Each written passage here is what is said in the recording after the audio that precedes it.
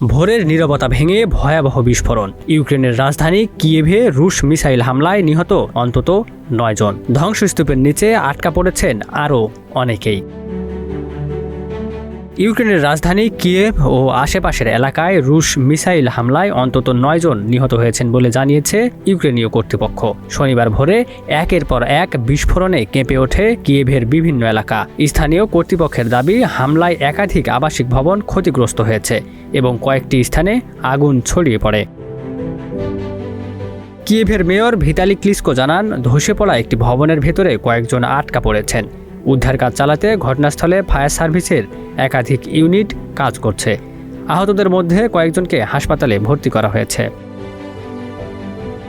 ইউক্রেনের অভিযোগ, রুশ মিসাইল হামলা মোকাবিলায় তাদের প্রতিরক্ষা ব্যবস্থার সীমাবদ্ধতার কারণে ক্ষয়ক্ষতি ঠেকানো কঠিন হয়ে পড়েছে। এদিকে সাম্প্রতিক সময়ে রাশিয়া ও ইউক্রেনের মধ্যে পাল্টাপাল্টি হামলার মাত্রা আরও বেড়েছে।